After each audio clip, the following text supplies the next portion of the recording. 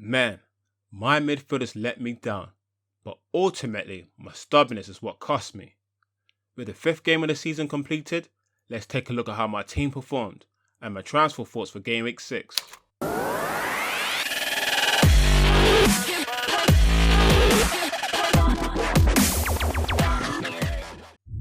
Ahead of Game Week 5 in my last video, I was contemplating whether I should activate my wildcard for Game Week 5, and I asked you lot for some advice. And I think it's fair to say, looking at your comments, the consensus was to activate the wildcard. But although I identified that Game Week 5 as the most desirable time to utilise the wildcard in my wildcard when video, like an idiot, my stubbornness took over me, and I chose not to activate my wildcard. And yep, you guessed it, I was punished. Instead, I chose to do a single transfer and exchange Mkhitaryan from Arsenal for Chelsea midfielder Pedro. At the end, for Game Week 5 I got a disappointing 48 points, just 1 point above the average, resulting in another red arrow. Despite the disappointing week, the only positive is, this time last year I was ranked more or less in the same position, but at the end of the season I finished in the top 80k. So for those who are in similar situations to mine, don't panic, there's still hope. In the My FPL Strategy, my rank position has 2 dropped. Shout out to Los Balados, who's still leading the way. If you would like to join the league, please see the details in the description below. Now let's take a look at how my team performed and my transfer thoughts for Game Week 6. The champions eased to victory to maintain the unbeaten start to the season. EDERSON had a good performance. When called upon, his sharpness was on point, keeping out 2 snapshots in the first half. In total he made 3 saves, earning him an additional 1 point. At the end, the Brazilian ace returned a solid 7 points. Man City have 2 favourable fixtures before they play a tough away match against Liverpool. Thus I would like to think there's a strong chance of clean sheets before the Liverpool match. However, City have only kept 2 clean sheets out of 5 attempts, so I'm not sure if having a premium goalkeeper is the way forward. Liverpool beat Tottenham 2-1 to maintain their 100% Premier League start to the season. ROBERTSON is making a name for himself with another solid display. The Scotsman was constantly shutting down runs whilst linking up with Sadio Mane, none more so than with a brilliant pass to set Mane away to create Liverpool's crucial second. Things were going so well, and it was on course to return a solid 6 points, but the Red conceded a goal in the dire minutes of stoppage time. Gutted. As a result, in the rules of FPL, he only returned 2 points from match appearance. The Red play Southampton next at their home turf. The last 2 metres between the two, Liverpool kept 2 clean sheets, so there's a good chance for a clean sheet in this match. Brighton came from 2-0 down to snatch a draw at the St Mary's Stadium. MONTOYA didn't have the best of games, losing the ball 1 too many times, and occasionally he was caught out of possession in the second half.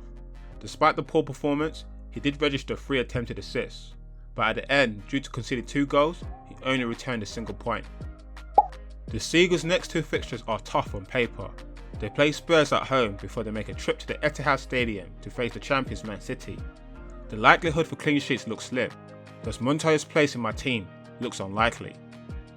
To the surprise of many FPL managers, Mendy was out of the City squad that faced against Fulham this weekend.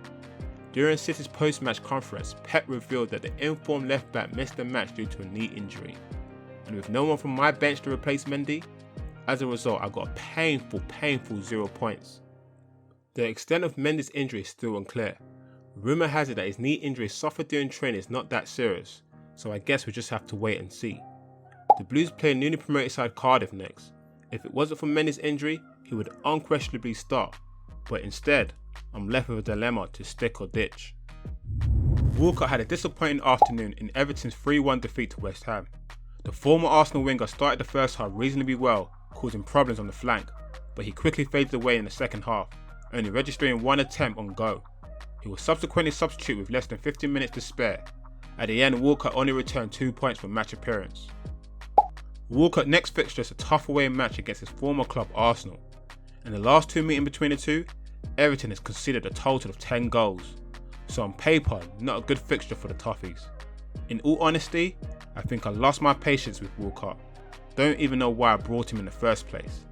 He will be the first player to be transferred out. SALAH blanks for the 2nd time this season in Liverpool's 2-1 victory against Spurs. The Liverpool starman hasn't yet reached his explosive level yet, and looks to be struggling to find his clinical touch. He had 1 big chance in the first half, which SALAH of last year would have buried, but on this occasion was denied by the goalkeeper. At the end, Salah only returned 2 points for match appearance. Liverpool up against Southampton next. In the last 2 meetings between the two, Liverpool beat Southampton 2-0 and 3-0, with Salah returning 3 goals and 1 assist in total. So on paper, this appears to be a good fixture for Salah. However, with Salah's high price tag and the likes of Hazard in rich form, the Egyptian offers the easiest route to get the Belgium international in. So it begs the question, is Salah price tag worth the money? Pedro could have easily had a hat-trick in Chelsea's 4-1 victory against Cardiff, perhaps unlucky not to get on score sheet, forcing the goalkeeper to a good save, and went close with a curling effort drifting inches wide off the far post. Missed further chances in the second half, and was subsequently substituted 7 minutes after the hour mark. At the end, the Spaniard returned a disappointing 2 points for match appearance. Chelsea faces West Ham away before they play a tough home match against Liverpool. The last 2 meetings between the two have been tight affairs, but with Chelsea 100% start to the season, and with West Ham with just 1 win out of 5, the odds will be in Chelsea's favour. But with Pedro's wasteful display, and then being subbed with Willian, who then scores, is Pedro's starting spot under threat? Who knows? Wolves beat Burnley 1-0, achieving the first Premier League home win. Neves had an okay performance. He was tidy in possession and retrieved the ball on numerous occasions. He had 3 attempts on goal, but couldn't quite find his range. In the second half, he was booked for a clinical foul, as a result losing a point, and at the end Neves only returned 2 points. Wolves' next game was a tough away match against Man United. After a promising start in Gameweek 1, Neves' performance in the realm of FPL points is not quite happening, thus mentally my patience has run out. It wasn't Aguero's day in front of goal in Man City's 3-0 victory against newly promoted side Fulham. Despite not having his scoring boots on, the star man did play an integral role, assisting Sterling with a killer pass, as well as having a hand in Silva's second. However, the striker was substituted on the 53-minute mark, having suffered a knock in the first half, as a result losing out an extra point for not playing beyond the hour mark. At the end, for his 2 assists, and as my captain, he returned a respectable 14 points. Man City play newly promoted side Cardiff, so ideally I would like to keep hold of Aguero, but this decision is subject to the extent of his injury. WILFRIED ZAHA produced a moment of brilliance to help the Eagles beat Huddersfield 1-0. The star man who was returning from a groin injury weaved his way down the left before cutting inside and curling one past the goalkeeper. What a goal. This highlights how important ZAHA is to the team. His display earned him 2 additional bonus points, at the end returning 9 points, but lost a point after being booked in the first half. Crystal Palace do have a good run of fixtures before they play a tough match against Arsenal. With Benteke out injured, the Eagles will be heavily relying on ZAHA to deliver, and so far he has risen to the occasion. So as things currently stand, I'm not planning to drop him. The man of the match candidate FIRMINO was essentially Liverpool's away win against Tottenham. The Brazilian striker scored the second and proved to be a crucial goal, albeit a simple tap-in. Furthermore, aside from the winning goal, his link-up play and willingness to win the ball back in midfield was second to none. Despite being subbed on the 73-minute mark for the apparent eye injury, his performance was enough to earn him all 3 bonus points. At the end, the Brazilian returned a solid 9 points. The Reds play Southampton next. In the last meeting between the two, FIRMINO returned a goal and assist. So on paper, this match looks good for the Brazilian. On the bench, only Fulham's midfielder made an appearance, returning 1 point from match appearance. So there was no major points lost here. So moving on to my transfer thoughts for Game Week 6. Now with Mendy, Aguero and FIRMINO with potential injuries, toppled with a weak bench, and for the 3rd time in a row my squad, let alone my team, has achieved less than 50 points, means, yep, you've guessed it, I have no choice but to activate the wildcard. Granted, maybe it's a week too late, but perhaps using my wildcard now could potentially give me a slight advantage.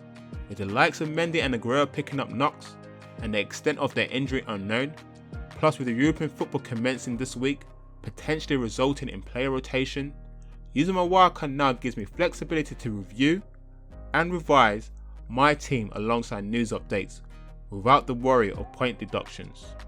So guys, what players should I bring in? Hazard is the obvious pick, but who else would you bring in? Let me know your thoughts in the comments below. Be sure to follow me on Twitter to see how my team develops. So that's all from me guys, to the next video. Peace.